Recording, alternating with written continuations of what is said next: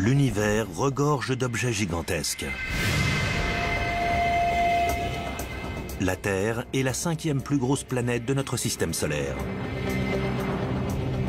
Mais elle est 100 millions de milliards de fois plus petite que les objets les plus larges de l'espace. Alors, qui détient le titre tant convoité d'objet le plus gros de l'univers? La plupart des astronomes s'accordent pour dire qu'il s'agit de la toile cosmique, un ensemble infini de superamas de galaxies entourées de matière noire, une forme invisible et mystérieuse de matière qui constitue 90% de la masse de l'univers. Ce qu'il y a de plus gros dans l'univers est si gros qu'on pourrait même se demander si c'est vraiment une chose. C'est en fait une toile de matière noire qui remplit l'univers. La matière noire est une matière qu'on ne voit pas. Elle n'émet aucune lumière, mais remplit tout l'univers. La matière noire est bien plus mystérieuse que ce qu'on croit. En fait, il faut se dire qu'elle n'est pas faite de la même matière que nous. Je ne pense pas qu'elle ait d'odeur ou qu'on puisse la toucher. Elle a seulement une attraction gravitationnelle.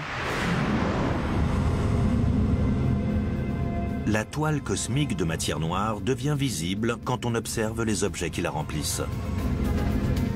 Cette toile cosmique est presque comme une toile d'araignée en 3 dimensions.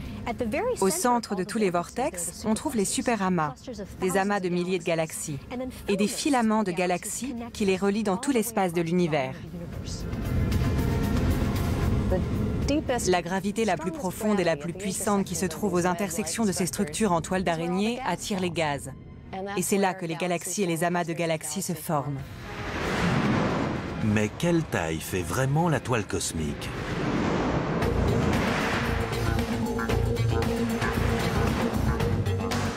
Si la Voie lactée faisait la taille d'une graine, alors l'univers observable, c'est-à-dire tout ce qu'on peut voir, ferait la taille d'un grand stade de foot. Il faut imaginer que ce volume entier est rempli de toiles cosmiques, avec des superamas de galaxies reliés entre eux, d'un bout à l'autre de l'univers.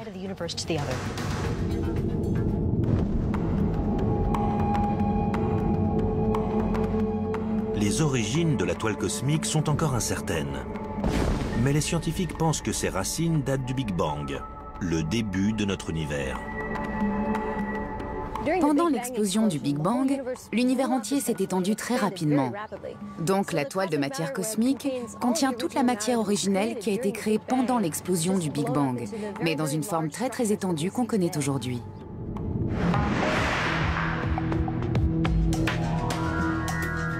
Les scientifiques tentent de cartographier cette toile cosmique qui s'étend dans tout l'univers. Une des méthodes consiste à observer les gaz brûlants qui émettent des rayons X et comment ils sont contenus par la gravité présente dans la matière noire. Une autre méthode utilise ce qu'on appelle une lentille gravitationnelle qui consiste à observer la déviation de la lumière par la gravité de la toile cosmique pour tenter de deviner ses limites. La toile cosmique contient tout ce qu'on trouve dans l'univers.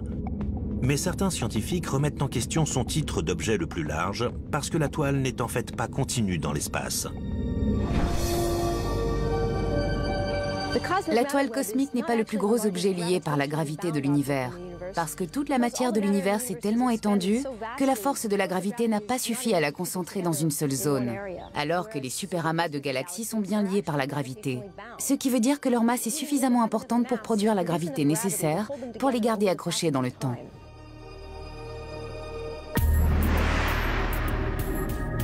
Les astronomes n'ont pas d'estimation précise, mais la toile cosmique pourrait être constituée de centaines de milliers de superamas.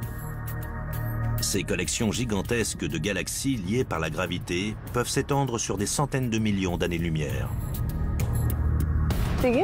L'univers a une organisation hiérarchique. Les étoiles forment les galaxies forment les amas, et les amas forment les superamas. On peut comparer un amas au continent américain, alors qu'un superamas serait l'association des villes du continent américain, des villes du continent européen, des villes du continent asiatique, etc.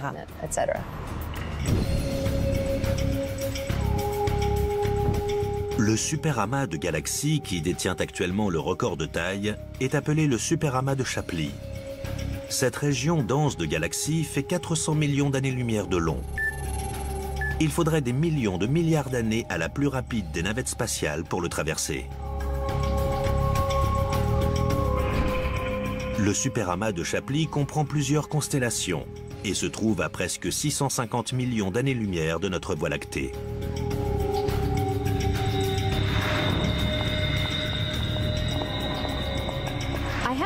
J'ai ici un petit bateau qui est une réplique du Queen Mary que vous pouvez voir derrière moi.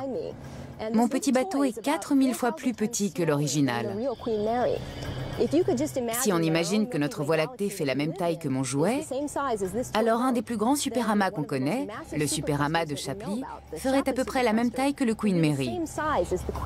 Donc, le superamas de Shapley est environ 4000 fois plus grand que notre Voie lactée. C'est une des choses les plus gigantesques qu'on connaît dans tout l'univers.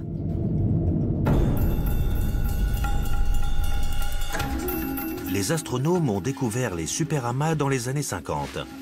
Mais aujourd'hui, ils ont réussi à déterminer leurs origines grâce à des mesures récentes du fond diffus cosmologique, qui sont en fait les restes de rayonnement issus du Big Bang.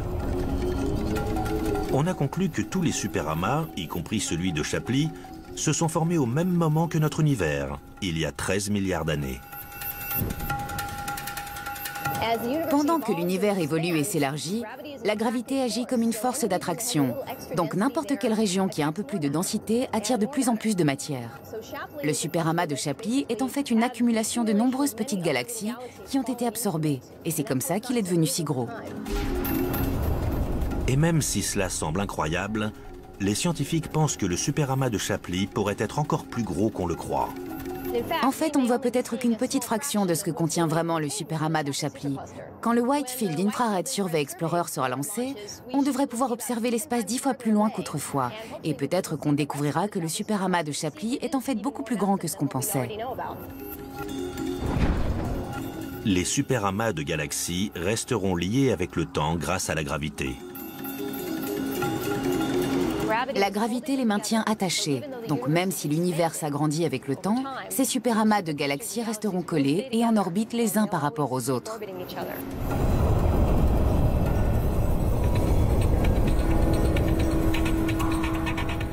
Nous vivons aussi dans un superamas. Mais comparé à celui de Shapley, sa taille est 2 fois plus petite et sa masse 10 fois inférieure à celle du géant. Notre Voie lactée fait partie d'un petit amas qu'on appelle le groupe local, qui fait lui-même partie d'un amas plus important, appelé l'amas de la Vierge. On est sur l'extérieur de celui-ci. C'est un peu comme notre adresse. On vit sur cette rue, dans cette ville, dans cette région et dans ce pays. La Voie lactée fait partie d'ensembles plus importants. Les superamas de galaxies sont les quartiers les plus habités de l'espace. Mais ils entourent des régions aussi étendues dans lesquelles on ne trouve presque rien. Ces espaces sont appelés les vides. Les vides sont le contraire des amas. Si on considère que les amas sont les espaces où on trouve les galaxies, alors les vides sont les espaces où on ne les trouve pas. On a une structure qui ressemble un peu à une toile d'araignée, composée d'amas et de vides, puis d'amas et de vides, et c'est un peu comme les villes et la campagne.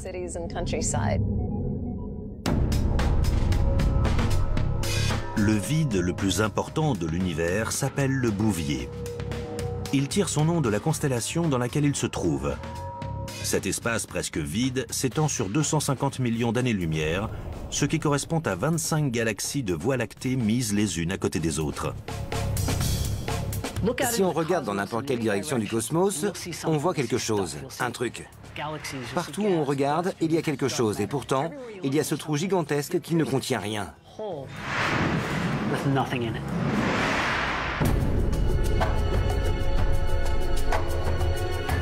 Le vide du Bouvier a été découvert en 1981. Il ne contient presque aucune galaxie. Une nouvelle manière de chercher des vides encore plus grands serait d'utiliser des mesures précises des températures du rayonnement du fond diffus cosmologique. Des zones froides de ce rayonnement pourraient indiquer la présence de vides lointains de taille importante.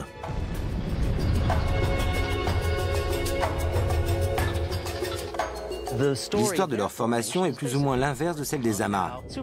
Les vides ont sûrement débuté dans les premières microsecondes du Big Bang, en tant que régions à densité réduite. Mais avec le temps, elles sont devenues de moins en moins denses. Toute la matière s'est éloignée pour rejoindre les amas, laissant les vides de plus en plus privés de matière, jusqu'à n'y laisser que quelques galaxies naines qu'on observe de nos jours. Les vides et les superamas ne sont que des exemples des monstres contenus dans cette structure plus importante qu'est la toile cosmique. Mais cette toile abrite également d'autres objets immenses,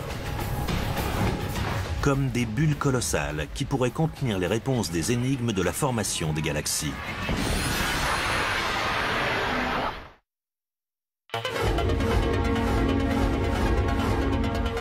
L'univers est rempli de choses monstrueuses. Les chercheurs ont récemment découvert des nuages géants de gaz qui pourraient sortir d'un film d'horreur.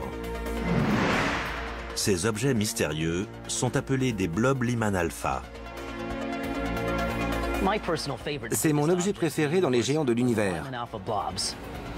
C'est un phénomène imprévisible et inattendu, dans lequel on peut observer une galaxie dans les premières phases de sa formation et de sa chute. Un blob Lyman alpha est un peu comme une bulle de savon. Sauf que dans le cas de la bulle, c'est l'air qui remplit l'espace. Un blob Lyman alpha s'agrandit grâce à la chaleur. Beaucoup d'énergie a été injectée dans ce gaz pour qu'il soit chaud. Et quand on place autant d'énergie dans un gaz, il a tendance à gonfler et à grandir comme une bulle. Dans le cas du blob Lyman alpha, c'est la chaleur qui le fait gonfler. Et peut-être aussi le rayonnement ultraviolet d'étoiles qui viennent de se former.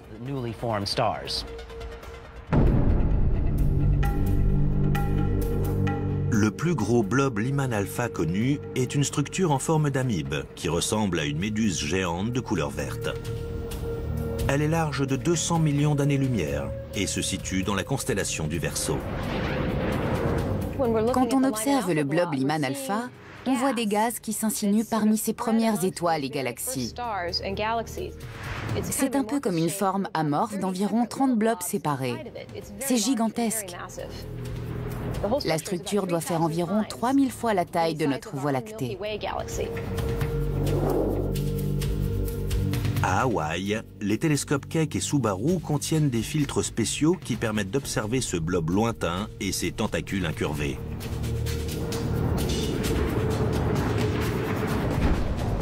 Les scientifiques estiment que le plus grand blob Lyman alpha s'est formé il y a environ 12 milliards d'années, presque 2 milliards d'années après le Big Bang.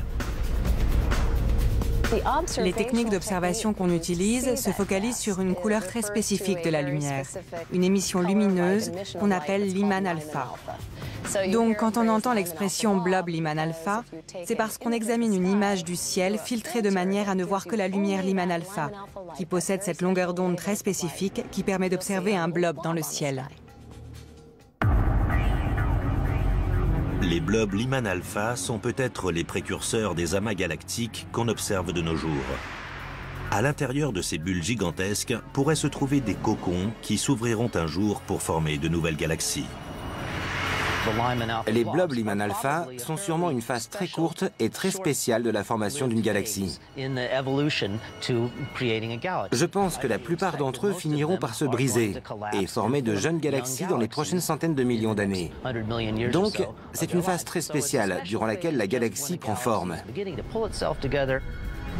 La recherche des blobs Lyman alpha de notre univers ne fait que commencer. On en trouvera très prochainement beaucoup d'autres, et peut-être même des plus gros encore. Les blobs Lyman alpha détiennent peut-être les réponses de la formation des galaxies individuelles, qui sont des assemblages d'objets liés par la gravité qui contiennent des étoiles, des gaz, de la poussière et de la matière noire. On trouve au moins 100 milliards de galaxies individuelles dans notre univers observable. Leur taille va de 10 000 à plusieurs millions d'années-lumière. Les galaxies, ces groupes titanesques d'étoiles, sont comme des villes. Comme la ville dont je suis originaire. Non seulement une galaxie, mais aussi une ville. Je suis né à New York, un endroit où tout le monde est agglutiné. Les galaxies sont une expression de l'organisation de la matière dans l'univers. Pour désigner la plus grosse galaxie de l'univers, il faudrait déjà pouvoir mesurer les concurrents. Le problème qu'on a quand on veut trouver la plus grande galaxie, c'est de décider de ses contours. Une galaxie n'a pas de contour bien défini. Elle devient de plus en plus fine à mesure qu'on s'éloigne du centre. Mais ça revient un peu à se demander où se termine une grande zone de métropole. Où se termine Los Angeles? Vous pouvez faire 70 km et trouver une grande densité de banlieues. La banlieue d'une grande galaxie comme la Voie lactée est très très vaste. Elle peut dépasser 100 000 années-lumière. Et dans le cas d'une galaxie géante, cette banlieue peut s'étendre sur des centaines de milliers d'années-lumière. Puisque les scientifiques ne parviennent pas à désigner un vainqueur, plusieurs galaxies partagent le titre. On les appelle des galaxies CD et elles se trouvent au centre de grands amas de galaxies. Si on se dit que la toile cosmique est comme une toile d'araignée en 3 dimensions, alors les araignées qui rôdent au centre de la toile sont ces monstrueuses galaxies CD. Ces galaxies ont des masses qui peuvent atteindre 10 fois ou 20 fois celles de notre Voie lactée. Ces galaxies CD sont les plus grandes de l'univers. Par exemple, IC 1101 se trouve au centre d'un amas galactique appelé Abell 2029 et elle fait 6 millions d'années-lumière de long. Si on compare ça à notre Voie lactée qui fait 100 000 années-lumière de long, c'est une galaxie énorme qui fait 60 fois la taille de la nôtre. Les galaxies CD sont elliptiques, contrairement à notre Voie lactée qui a une structure de disque. C'est parce qu'elles ont atteint leur taille en absorbant des tas d'autres galaxies. Vous avez peut-être entendu parler du cannibalisme entre galaxies, quand une galaxie en mange une autre. Ça arrive tout le temps dans les amas galactiques. Et généralement, au centre de chaque amas galactique, on trouve une énorme galaxie. Ces galaxies CD ont des masses si grandes qu'elles sont comme des gorilles de 400 kg. On observe des petites galaxies en orbite autour d'elles, mais la plupart du temps, elles avalent tout ce qui passe à côté d'elles. La plus grande des galaxies pourrait faire 6 à 20 millions d'années-lumière de long. Toutefois, il existe des objets encore plus grands.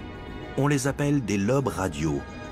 Ces immenses structures s'étendent de chaque côté d'une galaxie et rejettent des particules chargées qui émettent des ondes radio.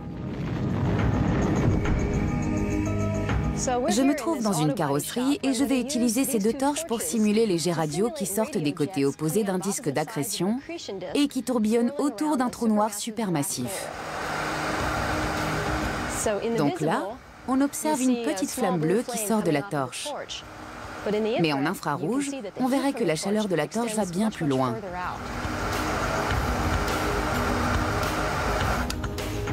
De la même façon, les jets radio qu'on voit en optique sont très différents de ce qu'on observe pour les ondes radio. Un lobe typique fait dans les 160 000 années-lumière quand il s'étend de chaque côté de la galaxie. C'est environ 2 fois la taille du disque de la Voie lactée.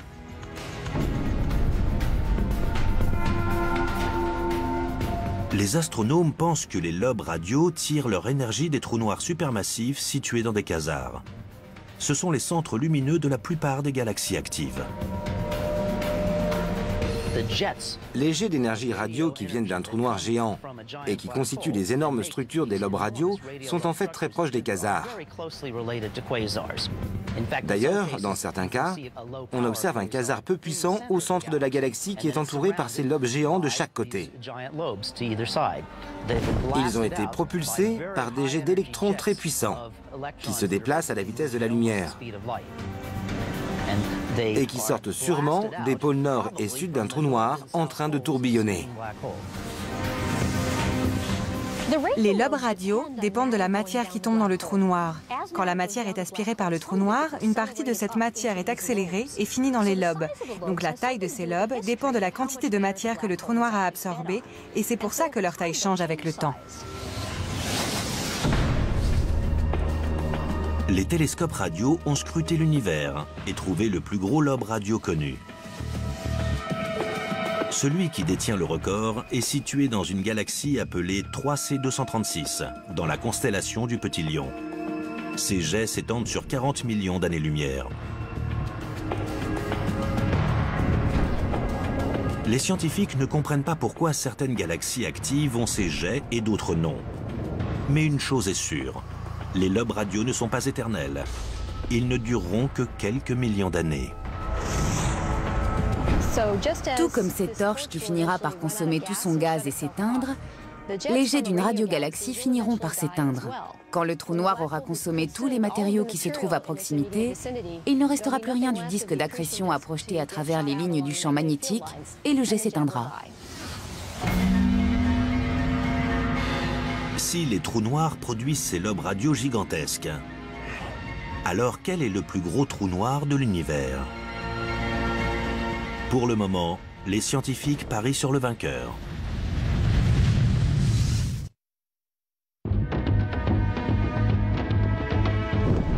Quand on parle des géants de l'univers, certains trous noirs méritent leur place dans le livre des records. Un trou noir est une région de l'espace dans laquelle l'attraction gravitationnelle est si grande que rien ne peut lui échapper, pas même la lumière.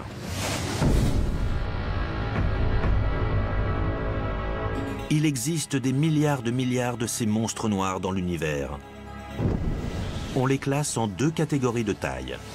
La plupart sont des trous noirs à masse stellaire, avec une masse 5 à 100 fois supérieure à celle de notre Soleil. Les autres sont des trous noirs supermassifs, dont la masse est plusieurs millions ou milliards de fois supérieure à celle du Soleil. D'un côté, on a les trous noirs supermassifs, le genre qu'on trouve au centre de toutes les galaxies qu'on a pu observer. Si on est une étoile en orbite, à proximité de ces trous noirs supermassifs, il faut se préparer à des ravages sur son environnement.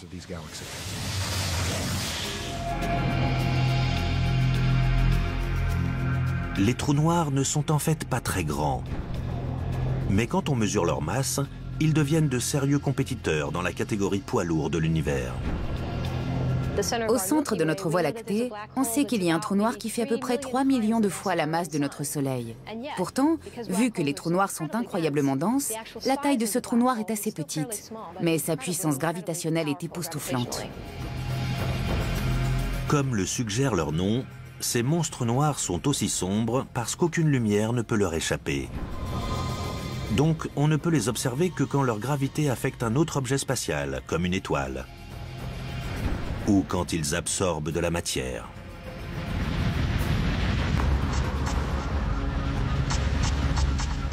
Alors, quel est le champion en titre des trous noirs? Le détenteur actuel du record du plus gros trou noir semble se trouver dans un quasar incroyablement lumineux qui répond au nom très prosaïque de HS 1946 plus 7658. Pourquoi est-ce que c'est le plus grand trou noir? Parce qu'on sait que c'est le quasar le plus lumineux de l'univers. Le trou noir qui le maintient en place, qui produit l'énergie nécessaire, doit avoir une masse 10 milliards de fois supérieure à celle de notre Soleil. Ça correspond à un trou noir qui serait plus grand que notre système solaire. D'ailleurs, il est là pour nous rappeler à quel point une force aussi simple que la gravité peut être bizarre. Le plus grand des trous noirs supermassifs exerce sa puissance au centre d'une galaxie. Mais il existe d'autres objets lumineux dans l'univers. D'ailleurs, certains d'entre eux semblent être présents partout. Quand on observe le ciel nocturne, on voit des étoiles, des petits points lumineux qui sont en fait des boules de plasma lumineuses. Même si elles ont l'air petites vues de la Terre, les étoiles sont de tailles différentes et vont des naines rouges, qui font environ 1/12e de la masse de notre Soleil, aux supergéantes bleues ou blanches, qui peuvent atteindre 150 fois la masse solaire. Notre Voie lactée contient 100 milliards d'étoiles, dont notre Soleil qui a une masse 300 000 fois supérieure à celle de la Terre. Et cette balise cosmique est une vraie centrale électrique pour notre système solaire.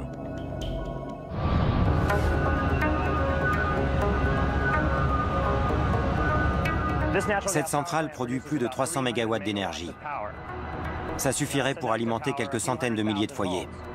Mais ce n'est qu'une toute petite fraction de l'apport en énergie de notre Soleil. La puissance du Soleil est environ 2 milliards de fois supérieure à celle de cette centrale. C'est pour ça qu'il est capable de réchauffer notre planète tout entière. Pourtant, le Soleil est loin d'être la plus grosse ou la plus puissante des étoiles. Les étoiles les plus puissantes sont environ 1 million de fois plus puissantes que le Soleil. Si on devait comparer ça avec le barrage Hoover, il faudrait imaginer 30 millions de barrages par personne sur la planète pour générer autant d'énergie. À l'échelle humaine, c'est très difficile d'imaginer autant de puissance.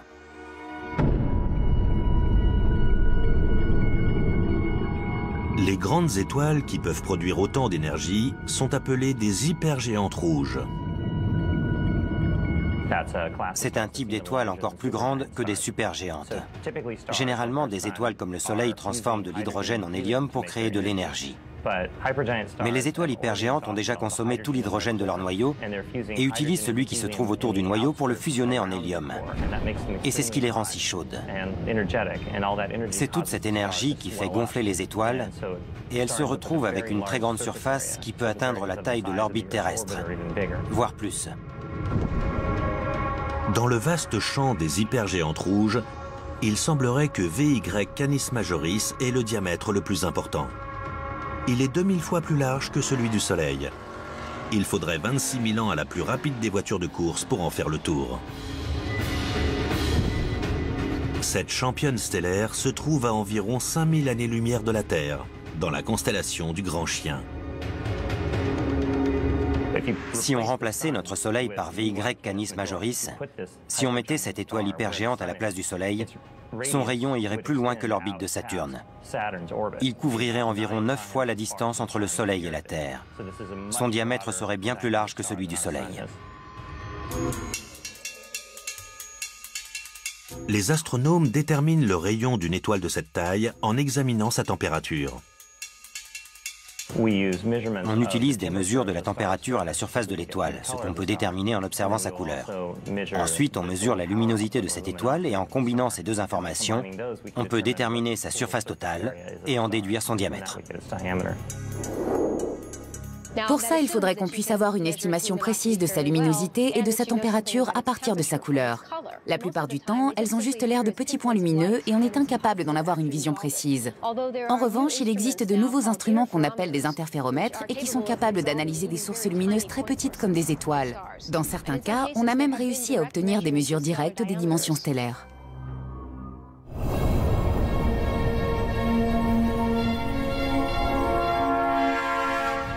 VY Canis Majoris ne détiendra pas le titre pour toujours.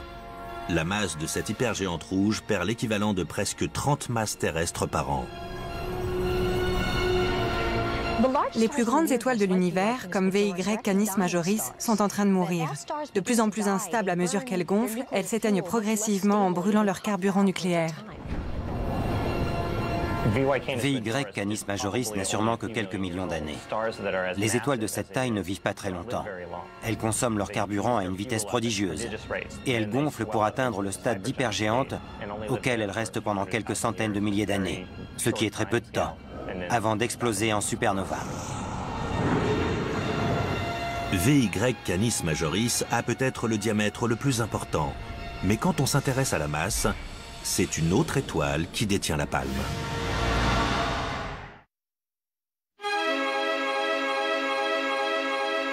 Dans le vaste monde des étoiles, il y a de nombreuses concurrentes pour décrocher le titre de l'étoile la plus grosse de l'univers.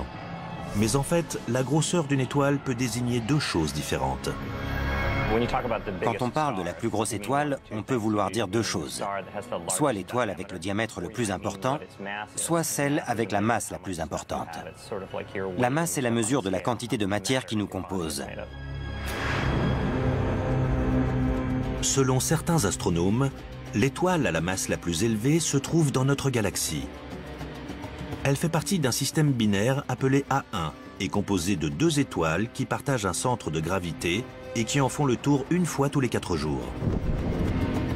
On a découvert qu'une de ces étoiles semble avoir une masse 115 fois supérieure à celle de notre Soleil, alors que sa voisine fait 84 fois la masse du Soleil.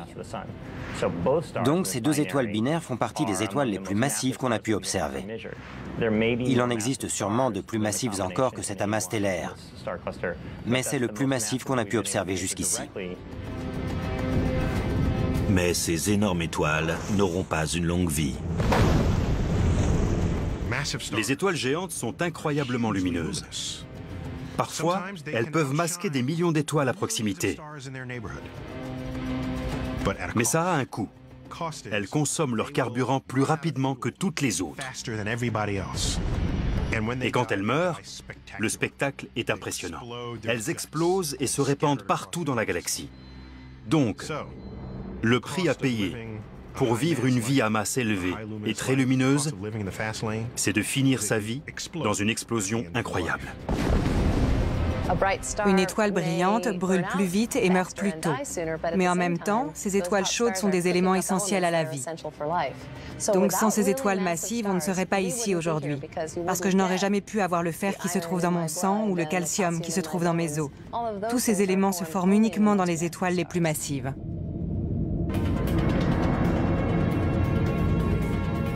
Les humains tirent leurs éléments essentiels des étoiles massives. Mais il nous faut aussi une planète avec une surface solide sur laquelle évoluer.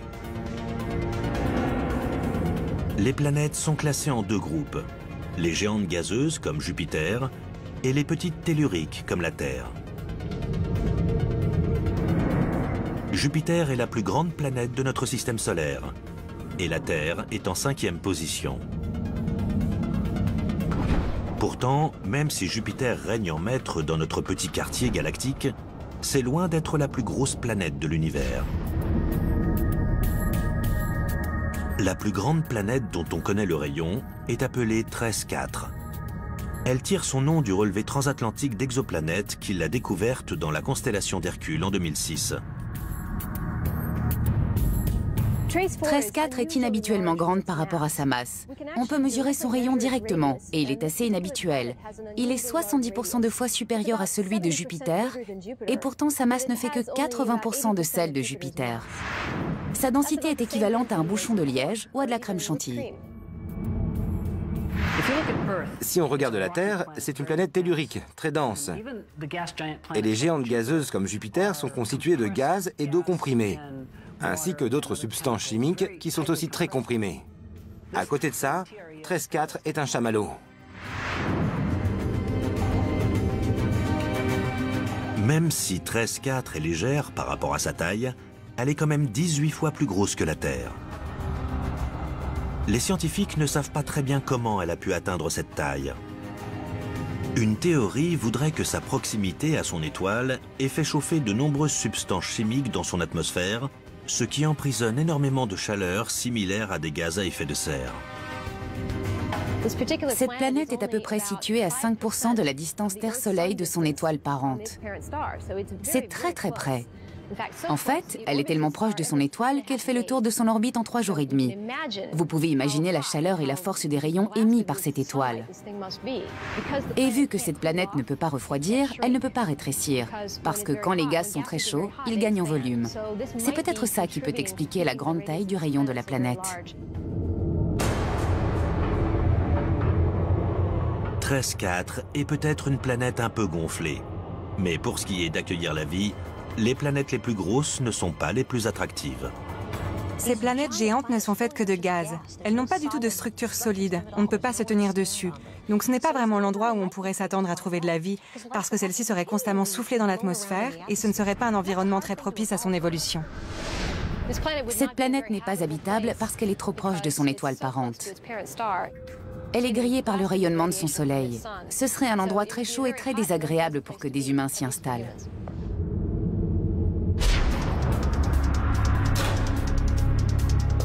« 13-4 possède le plus grand rayon connu actuellement. En revanche, la planète pourrait bien perdre son titre très prochainement. Les scientifiques découvrent de nouvelles planètes tous les jours.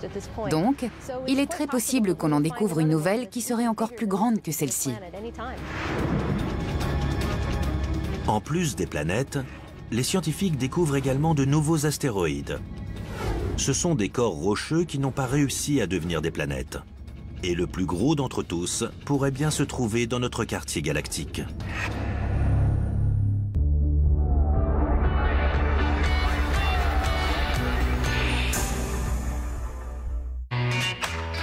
Would you like her to rephrase the question?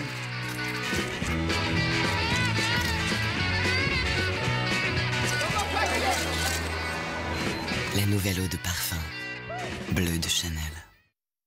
Avant elle, j'étais du genre à enchaîner les relations. Ça m'est même arrivé d'en avoir plusieurs en même temps. Mais aujourd'hui, j'ai enfin trouvé la bonne. C'est la première qui me donne envie de penser à l'avenir. Avec ING Direct et son assurance vie sans frais d'entrée ni de versement, pas besoin de payer pour épargner. ING Direct, améliorons la banque. Oh mais s'il a de l'espace maintenant, Agüero qui fait les efforts pour essayer de reprendre ce ballon. Léo Messi qui se joue de son adversaire et trouve Neymar.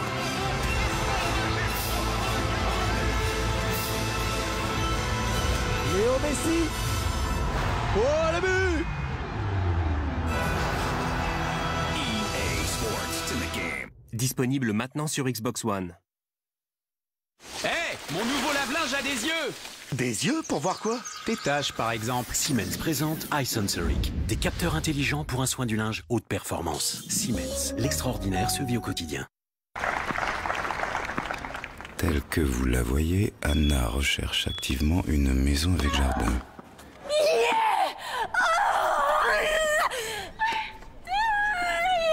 Tiens, on dirait qu'elle l'a trouvé. Logiquimo.com. Premier informé, premier signé. Le Gaulois présente la belle escalope. Taillée au cœur de filet de volaille 100% française, son moelleux est incomparable. La belle escalope Le Gaulois, depuis toujours, 100% française. First time here? Yeah. Normally I use my Nespresso app. To be alone. Matt Damon is inside! Oh man. Trop ouf ce jeu! J'ai tué le boss de fin, il me reste encore 8 vies. Moi j'en sais des boules de feu quand ma mère m'a dit d'aller me coucher. Tu l'as eu à l'épée? Non, tu fais haut, haut, bas, étoile et bim! Super pouvoir! Riche en céréales, un bon goût de chocolat et son nouveau sachet fraîcheur. BN, c'est trop bon avec le sourire. Le grand Chicago Classic fait son grand retour chez McDonald's.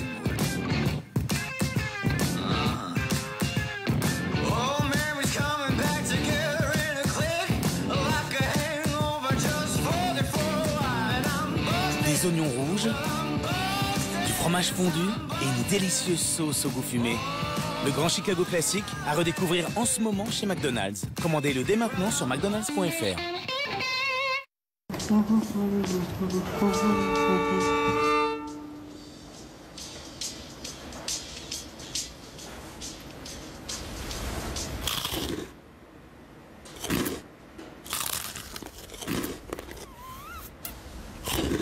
Ne laissez pas la musique manger votre forfait. La Poste Mobile et Universal Music lancent le forfait musique avec 2 Go plus la musique illimitée et non décomptée du forfait à 9,99 € par mois pendant un an, puis 14,99 € en bureau de poste et sur lapostemobile.fr. Pour ceux qui le veulent tout prêt, des Landes, de lirer ou de louer. Pour ceux qui l'aiment bio, avec les doigts, à petit prix. Pour les amateurs de grignottes, merci les filles. Et pour vous et toi, Auchan vous propose plein de poulets à des prix poids plume. Le choix au meilleur prix. Auchan. Les nouveaux Sims sont plus vivants que jamais. Nouvel ADN, nouvelles émotions, nouvelles personnalités. À vous de les rendre surprenants. Vous préférez les histoires à 2, à 3? Vous aimez jouer à la poupée? Ou simplement mener la vie dure à vos voisins? Immortalisez vos meilleurs moments ou d'autres plus intimes. Quelle idée allez-vous sortir du chapeau? Vous êtes sûr? Les Sims 4 arrivent. Libérez votre créativité et emmenez vos Sims vers de nouveaux horizons. Les Sims 4, plus vivants, plus surprenants.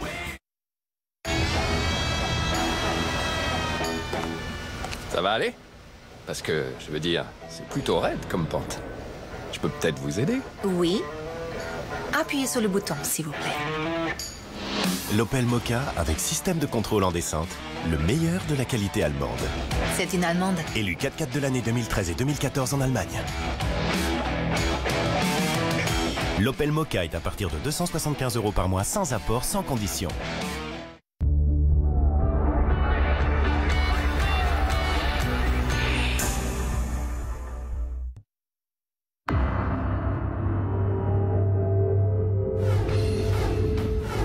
Dans notre système solaire, des milliards et des milliards de restes spatiaux, qui ne sont pas devenus des planètes, ont trouvé refuge dans la ceinture d'astéroïdes. Certains d'entre eux sont des grains de poussière, d'autres sont aussi gros que des pays. Cérès est le premier astéroïde qu'on a découvert, et c'est à ce jour le plus gros astéroïde connu. Il tire son nom de la déesse grecque des plantes et des récoltes, et a un diamètre d'environ 960 km, ce qui veut dire qu'il est presque aussi grand que la Californie. Cérès est tellement gros qu'il représente 25% de la masse de la ceinture d'astéroïdes. Il est tellement gros que si on prend tous les autres astéroïdes de la ceinture et qu'on les colle ensemble, il ne serait que 2 ou 3 fois plus gros que Cérès.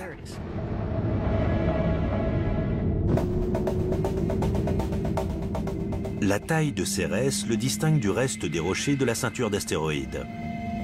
Il faudrait 10 jours au rover lunaire d'Apollo pour faire le tour de cet astéroïde à 13 km/h. Mais en plus de sa taille, c'est sa forme ronde qui le fait sortir du lot. Il y a des tas d'astéroïdes en forme de patates dans la ceinture de notre système solaire. La plupart sont des bouts de roche difformes. Cérès est assez grand et massif pour que sa gravité surpasse la force des roches qu'il contient. Et à chaque fois que ça se produit, on obtient une sphère.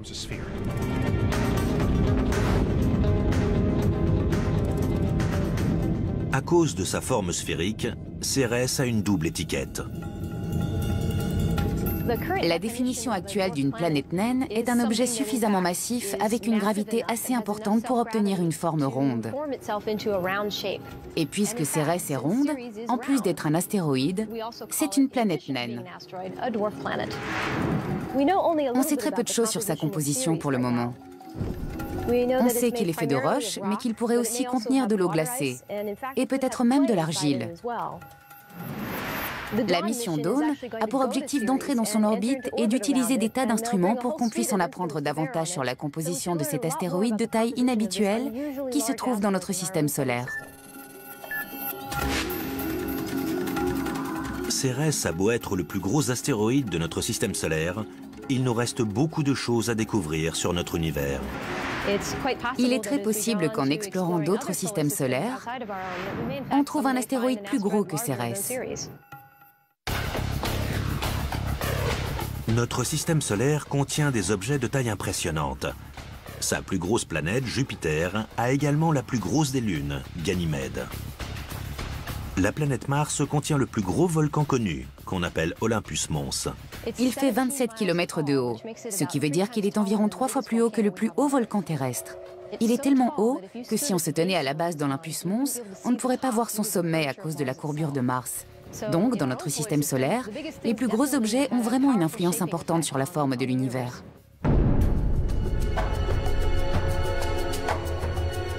On pourrait se dire que le Soleil décroche de loin la palme de l'objet le plus large de notre banlieue cosmique. Il fait 1000 fois la masse de Jupiter. Mais est-ce qu'il existe encore plus gros? Le plus gros objet associé à notre système solaire est le nuage de Oort. C'est un nuage très diffus de comètes qui recouvre la moitié de la distance qui nous sépare de notre étoile la plus proche, Alpha Centauri. Alpha Centauri se trouve à environ 4 années-lumière de la Terre. Les astronomes estiment qu'il faudrait à une navette spatiale des centaines de milliers d'années pour atteindre les rebords du nuage d'Oort. Le nuage quand il s'étend de chaque côté de la galaxie. C'est environ 2 fois la taille du disque de la Voie lactée.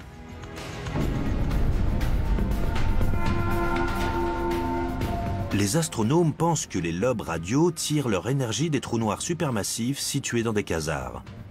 Ce sont les centres lumineux de la plupart des galaxies actives.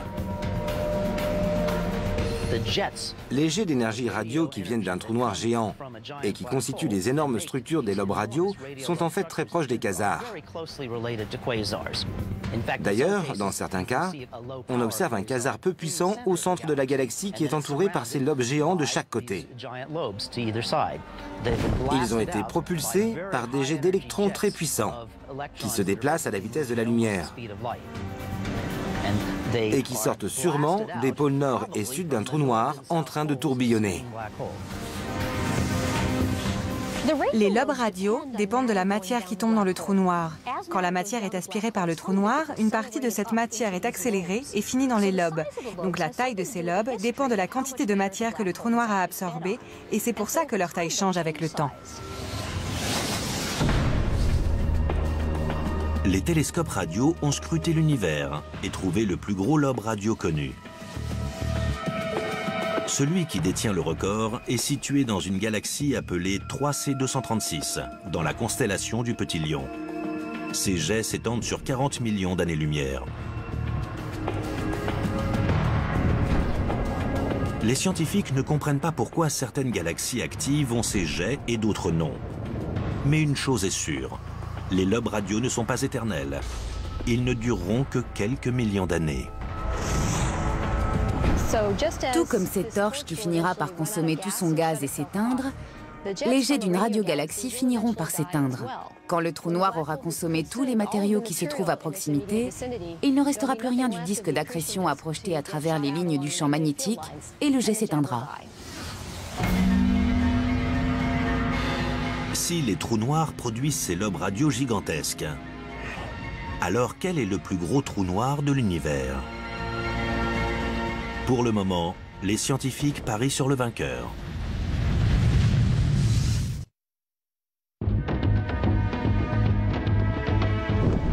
Quand on parle des géants de l'univers, certains trous noirs méritent leur place dans le livre des records. Un trou noir est une région de l'espace dans laquelle l'attraction gravitationnelle est si grande que rien ne peut lui échapper, pas même la lumière.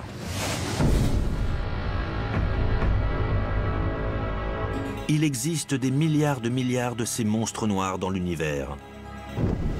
On les classe en deux catégories de taille. On est appelés des blobs Lyman alpha. C'est mon objet préféré dans les géants de l'univers. C'est un phénomène imprévisible et inattendu, dans lequel on peut observer une galaxie dans les premières phases de sa formation et de sa chute. Un blob Lyman alpha est un peu comme une bulle de savon. Sauf que dans le cas de la bulle, c'est l'air qui remplit l'espace. Un blob Lyman alpha s'agrandit grâce à la chaleur. Beaucoup d'énergie a été injectée dans ce gaz pour qu'il soit chaud. Et quand on place autant d'énergie dans un gaz, il a tendance à gonfler et à grandir comme une bulle. Dans le cas du blob Lyman alpha, c'est la chaleur qui le fait gonfler.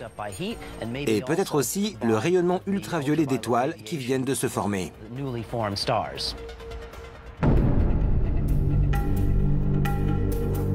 Le plus gros blob Lyman alpha connu est une structure en forme d'amibe qui ressemble à une méduse géante de couleur verte.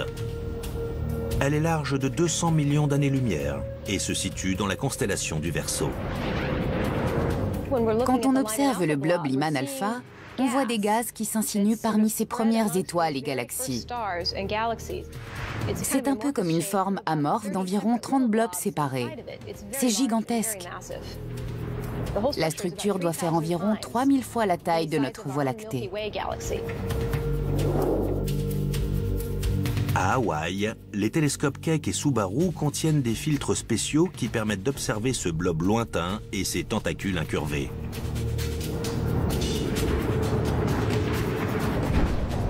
Les scientifiques estiment que le plus grand blob Lyman alpha s'est formé il y a environ 12 milliards d'années, presque 2 milliards d'années après le Big Bang.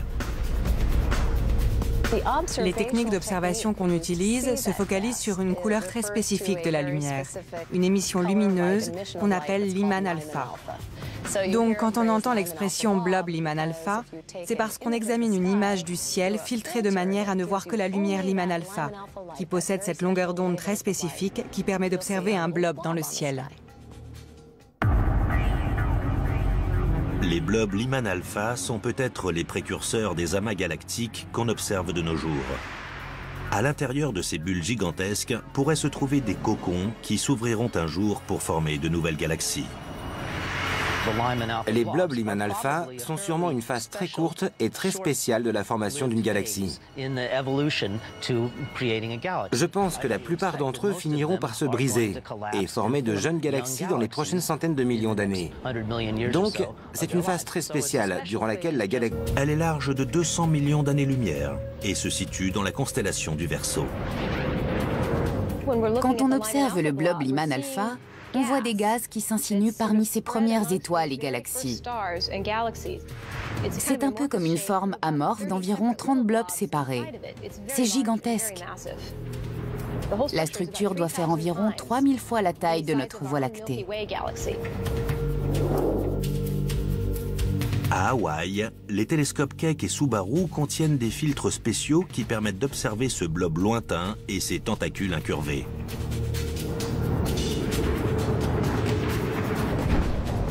Les scientifiques estiment que le plus grand blob Lyman alpha s'est formé il y a environ 12 milliards d'années, presque 2 milliards d'années après le Big Bang. Les techniques d'observation qu'on utilise se focalisent sur une couleur très spécifique de la lumière, une émission lumineuse qu'on appelle Lyman alpha. Donc, quand on entend l'expression blob Lyman alpha, c'est parce qu'on examine une image du ciel filtrée de manière à ne voir que la lumière Lyman alpha, qui possède cette longueur d'onde très spécifique qui permet d'observer un blob dans le ciel. Les blobs Lyman alpha sont peut-être les précurseurs des amas galactiques qu'on observe de nos jours. À l'intérieur de ces bulles gigantesques pourraient se trouver des cocons qui s'ouvriront un jour pour former de nouvelles galaxies.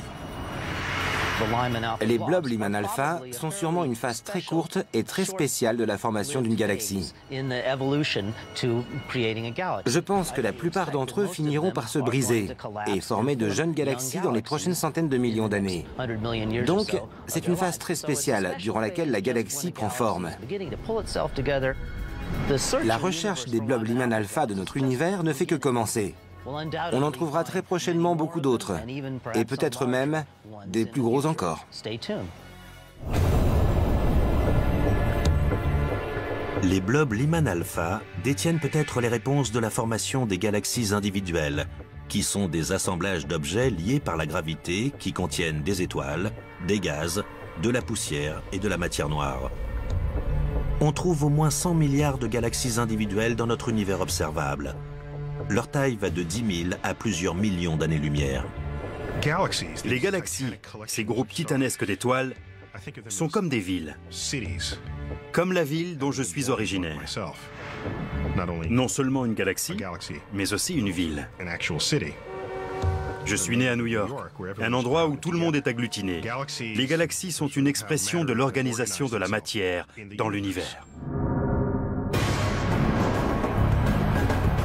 Pour désigner la plus grosse galaxie de l'univers, il faudrait déjà pouvoir mesurer les conflits. Elles s'éteignent progressivement en brûlant leur carburant nucléaire.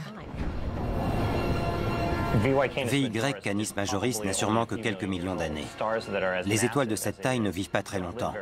Elles consomment leur carburant à une vitesse prodigieuse.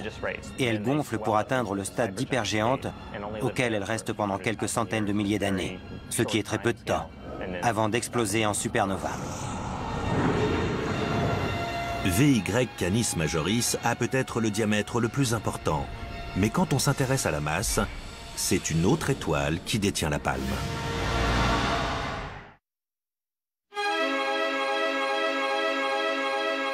Dans le vaste monde des étoiles, il y a de nombreuses concurrentes pour décrocher le titre de l'étoile la plus grosse de l'univers. Mais en fait, la grosseur d'une étoile peut désigner deux choses différentes.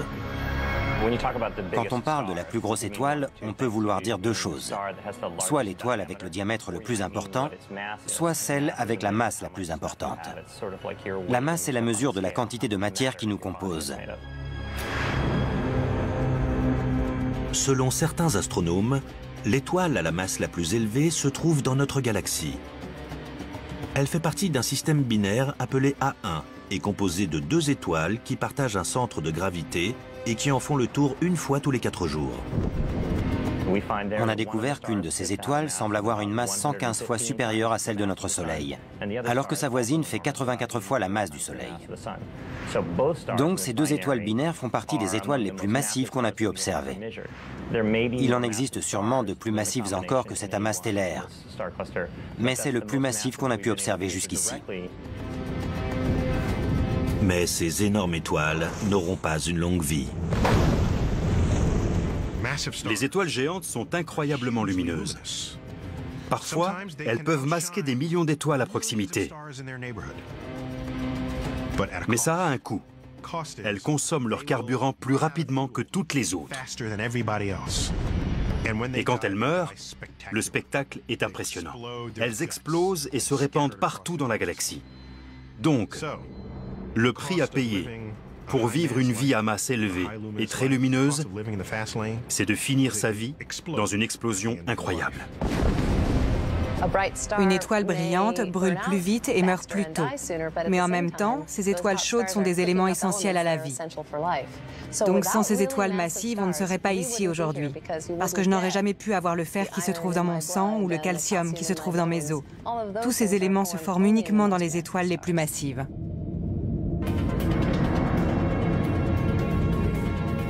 Les humains tirent leurs éléments essentiels des étoiles massives.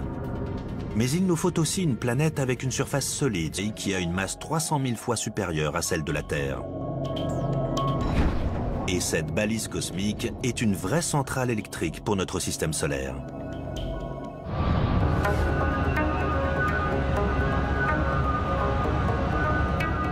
Cette centrale produit plus de 300 MW d'énergie. Ça suffirait pour alimenter quelques centaines de milliers de foyers. Mais ce n'est qu'une toute petite fraction de l'apport en énergie de notre Soleil. La puissance du Soleil est environ 2 milliards de fois supérieure à celle de cette centrale. C'est pour ça qu'il est capable de réchauffer notre planète tout entière. Pourtant, le Soleil est loin d'être la plus grosse ou la plus puissante des étoiles. Les étoiles les plus puissantes sont environ 1 million de fois plus puissantes que le Soleil.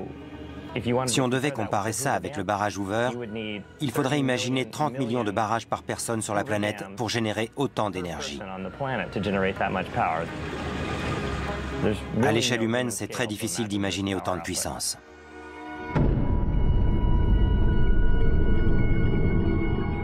Les grandes étoiles qui peuvent produire autant d'énergie sont appelées des hypergéantes rouges. C'est un type d'étoile encore plus grande que des supergéantes. Généralement, des étoiles comme le Soleil transforment de l'hydrogène en hélium pour créer de l'énergie. Mais les étoiles hypergéantes ont déjà consommé tout l'hydrogène de leur noyau et utilisent celui qui se trouve autour du noyau pour le fusionner en hélium.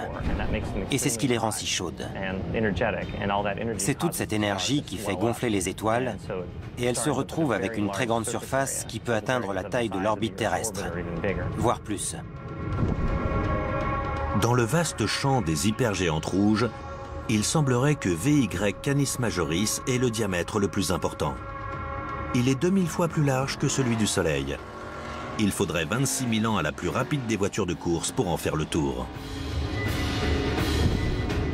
Cette championne stellaire se trouve à environ 5000 années-lumière de la Terre, dans la constellation du Grand Chien. Si on remplaçait notre Soleil par VY Canis Majoris, si on mettait cette étoile hypergéante à la place du Soleil, son rayon irait plus loin que l'orbite de Saturne. Il couvrirait environ 9 fois la distance entre le Soleil et la Terre. Son diamètre serait bien plus large que celui du Soleil. Les astronomes déterminent le rayon d'une étoile de cette taille en examinant sa température. On utilise des mesures de la température à la surface de l'étoile, ce qu'on peut déterminer en observant sa couleur. Ensuite, on mesure la luminosité de cette étoile et en combinant ces deux informations, on peut déterminer sa surface totale et en déduire son diamètre. Pour ça, il faudrait qu'on puisse avoir une estimation précise de sa luminosité et de... Les scientifiques ne parviennent pas à désigner un vainqueur. Plusieurs galaxies partagent le titre. On les appelle des galaxies CD et elles se trouvent au centre de grands amas de galaxies. Si on se dit que la toile cosmique est comme une toile d'araignée en 3 dimensions, alors les araignées qui rôdent au centre de la toile sont ces monstrueuses galaxies CD. Ces galaxies ont des masses qui peuvent atteindre 10 fois ou 20 fois celles de notre Voie lactée. Ces galaxies CD sont les plus grandes de l'univers. Par exemple, IC 1101 se trouve au centre d'un amas galactique appelé Abell 2029 et elle fait 6 millions d'années-lumière de long. Si on compare ça à notre Voie lactée qui fait 100 000 années-lumière de long, c'est une galaxie énorme qui fait 60 fois la taille de la nôtre. Les galaxies CD sont elliptiques, contrairement à notre Voie lactée qui a une structure de disque. C'est parce qu'elles ont atteint leur taille en absorbant des tas d'autres galaxies. Vous avez peut-être entendu parler du cannibalisme entre galaxies, quand une galaxie en mange une autre. Ça arrive tout le temps dans les amas galactiques. Et généralement, au centre de chaque amas galactique, on trouve une énorme galaxie. Ces galaxies CD ont des masses si grandes qu'elles sont comme des gorilles de 400 kg. On observe des petites galaxies en orbite autour d'elles, mais la plupart du temps, elles avalent tout ce qui passe à côté d'elles. La plus grande des galaxies pourrait faire 6 à 20 millions d'années-lumière de long. Toutefois, il existe des objets encore plus grands. On les appelle des lobes radiaux. Ces immenses structures s'étendent de chaque côté d'une galaxie et rejettent des particules chargées qui émettent des ondes radio. Je me trouve dans une carrosserie et je vais utiliser ces 2 torches pour simuler les jets radio qui sortent des côtés opposés d'un disque d'accrétion et qui tourbillonnent autour d'un trou noir supermassif. Donc là, on observe une petite flamme bleue qui sort de la torche. Mais en infrarouge, on verrait que la chaleur de la torche va bien plus loin.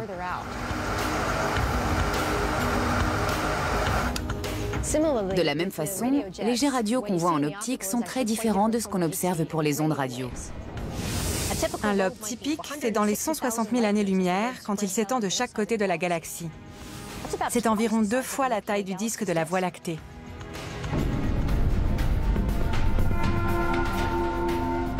Les astronomes pensent que les lobes radio tirent leur énergie des trous noirs supermassifs situés dans des quasars. Ce sont les centres lumineux de la plupart des galaxies actives. Los Angeles. Vous pouvez faire 70 km et trouver une grande densité de banlieues. La banlieue d'une grande galaxie comme la Voie lactée est très vaste. Elle peut dépasser 100 000 années-lumière. Et dans le cas d'une galaxie géante, cette banlieue peut s'étendre sur des centaines de milliers d'années-lumière. Puisque les scientifiques ne parviennent pas à désigner un vainqueur, plusieurs galaxies partagent le titre. On les appelle des galaxies CD et elles se trouvent au centre de grands amas de galaxies. Si on se dit que la toile cosmique est comme une toile d'araignée en 3 dimensions, alors les araignées qui rôdent au centre de la toile sont ces monstrueuses galaxies CD. Ces galaxies ont des masses qui peuvent atteindre 10 fois ou 20 fois celles de notre Voie lactée. Ces galaxies CD sont les plus grandes de l'univers. Par exemple, IC 1101 se trouve au centre d'un amas galactique appelé Abell 2029 et elle fait 6 millions d'années-lumière de long. Si on compare ça à notre Voie lactée qui fait 100 000 années-lumière de long, c'est une galaxie énorme qui fait 60 fois la taille de la nôtre. Les galaxies CD sont elliptiques, contrairement à notre Voie lactée qui a une structure de disque. C'est parce qu'elles ont atteint leur taille en absorbant des tas d'autres galaxies. Vous avez peut-être entendu parler du cannibalisme entre galaxies, quand une galaxie en mange une autre. Ça arrive tout le temps dans les amas galactiques. Et généralement, au centre de chaque amas galactique, on trouve une énorme galaxie. Ces galaxies CD ont des masses si grandes qu'elles sont comme des gorilles de 400 kg. On observe des petites galaxies en orbite autour d'elles, mais la plupart du temps, elles avalent tout ce qui passe à côté d'elles. La plus grande des galaxies pourrait faire 6 à 20 millions d'années-lumière de long. Toutefois, il existe des objets encore plus grands. On les appelle des lobes radiaux. Ces immenses structures s'étendent de chaque côté d'une galaxie et rejettent des particules chargées qui émettent des ondes radio. Je me trouve dans une carrosserie et je vais utiliser ces deux torches pour simuler les jets radio qui sortent des côtés opposés d'un disque d'accrétion et qui tourbillonnent autour d'un trou noir supermassif. Donc là, on observe une petite flamme bleue qui sort de la torche. Mais en infrarouge, on verrait que la chaleur de la torche va bien plus loin.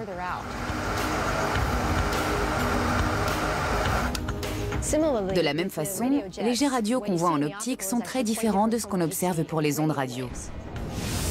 Un lobe. Cette centrale produit plus de 300 MW d'énergie. Ça suffirait pour alimenter quelques centaines de milliers de foyers. Mais ce n'est qu'une toute petite fraction de l'apport en énergie de notre Soleil. La puissance du Soleil est environ 2 milliards de fois supérieure à celle de cette centrale. C'est pour ça qu'il est capable de réchauffer notre planète tout entière. Pourtant, le Soleil est loin d'être la plus grosse ou la plus puissante des étoiles. Les étoiles les plus puissantes sont environ 1 million de fois plus puissantes que le Soleil. Si on devait comparer ça avec le barrage Hoover, il faudrait imaginer 30 millions de barrages par personne sur la planète pour générer autant d'énergie. À l'échelle humaine, c'est très difficile d'imaginer autant de puissance.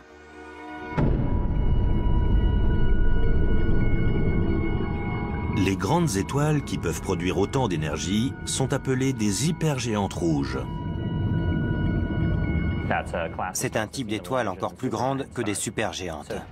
Généralement, des étoiles comme le Soleil transforment de l'hydrogène en hélium pour créer de l'énergie. Mais les étoiles hypergéantes ont déjà consommé tout l'hydrogène de leur noyau et utilisent celui qui se trouve autour du noyau pour le fusionner en hélium. Et c'est ce qui les rend si chaudes. C'est toute cette énergie qui fait gonfler les étoiles et elles se retrouvent avec une très grande surface qui peut atteindre la taille de l'orbite terrestre, voire plus. Dans le vaste champ des hypergéantes rouges, il semblerait que VY Canis Majoris ait le diamètre le plus important. Il est 2000 fois plus large que celui du Soleil. Il faudrait 26 000 ans à la plus rapide des voitures de course pour en faire le tour. Cette championne stellaire se trouve à environ 5000 années-lumière de la Terre, dans la constellation du Grand Chien. Si on remplaçait notre Soleil par VY Canis Majoris, si on mettait cette étoile hypergéante à la place du Soleil, son rayon irait plus loin que l'orbite de Saturne. Il couvrirait environ 9 fois la distance entre le Soleil et la Terre. Son diamètre serait bien plus large que celui du Soleil. Les astronomes déterminent le rayon d'une étoile de cette taille en examinant sa température. On utilise des mesures de la température à la surface de l'étoile, ce qu'on peut déterminer en observant sa couleur. Ensuite, on mesure la luminosité de cette étoile et en combinant ces deux informations, on peut déterminer sa surface totale et en déduire son diamètre. Pour ça, il faudrait qu'on puisse avoir une estimation précise de sa luminosité et de sa température à partir de sa couleur. La plupart du temps, elles ont juste l'air de petits points lumineux et on est incapable d'en avoir une vision précise. En revanche, il existe de nouveaux instruments qu'on appelle des interféromètres et qui sont capables d'analyser des sources lumineuses très petites comme des étoiles. Léo Messi! Oh, le but! EA Sports, it's in the game. Disponible maintenant sur Xbox One. Hé, mon nouveau lave-linge a des yeux! Des yeux pour voir quoi? Tes tâches, par exemple. Siemens présente iSensoric. Des capteurs intelligents pour un soin du linge haute performance. Siemens, l'extraordinaire se vit au quotidien. Telle que vous la voyez, Anna recherche activement une maison avec jardin. Yeah! Oh,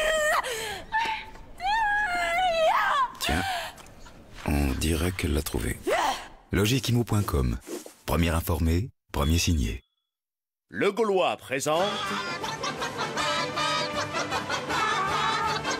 La belle escalope.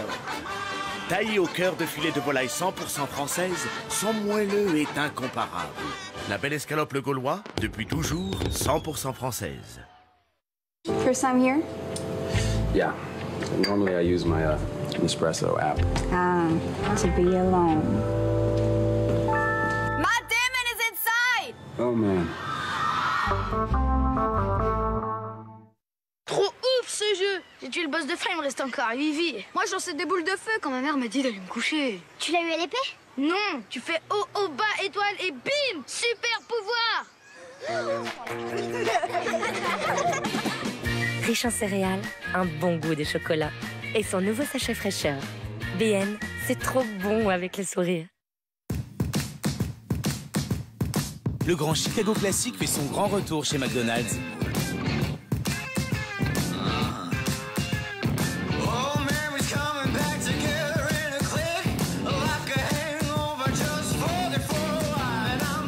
Des oignons rouges, du fromage fondu et une délicieuse sauce au goût fumé. Le grand Chicago Classic à redécouvrir en ce moment chez McDonald's. Commandez-le dès maintenant sur mcdonalds.fr.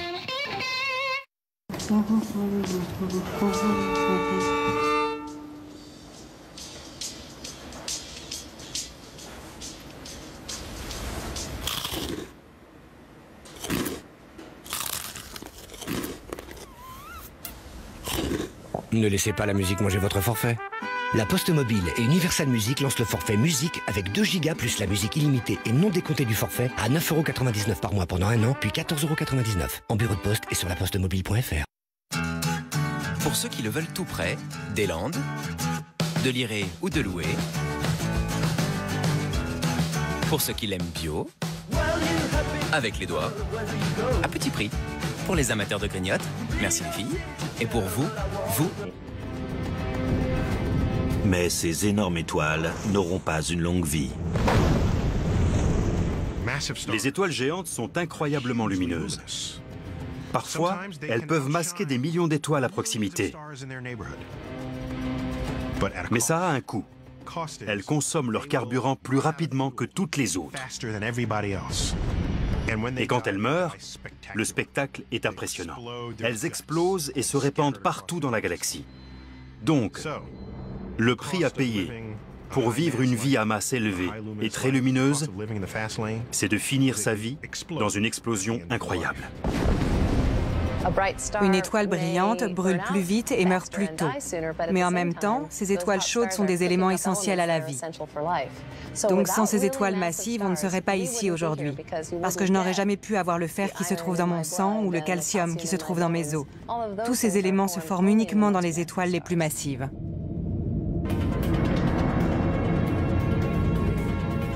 Les humains tirent leurs éléments essentiels des étoiles massives. Mais il nous faut aussi une planète avec une surface solide sur laquelle évoluer. Les planètes sont classées en 2 groupes. Les géantes gazeuses comme Jupiter et les petites telluriques comme la Terre. Jupiter est la plus grande planète de notre système solaire et la Terre est en 5e position. Pourtant, même si Jupiter règne en maître dans notre petit quartier galactique, c'est loin d'être la plus grosse planète de l'univers. La plus grande planète dont on connaît le rayon est appelée 13-4. Elle tire son nom du relevé transatlantique d'exoplanètes qu'il a découverte dans la constellation d'Hercule en 2006. 13,4 est inhabituellement grande par rapport à sa masse. On peut mesurer son rayon directement, et il est assez inhabituel. Il est 70% de fois supérieur à celui de Jupiter, et pourtant sa masse ne fait que 80% de celle de Jupiter. Sa densité est équivalente à un bouchon de liège ou à de la crème chantilly. Si on regarde la Terre, c'est une planète tellurique, très dense. Et les géantes gazeuses comme Jupiter sont constituées de gaz et d'eau comprimée, ainsi que d'autres substances chimiques qui sont aussi très comprimées. À côté de ça, 13,4 est un chamallow.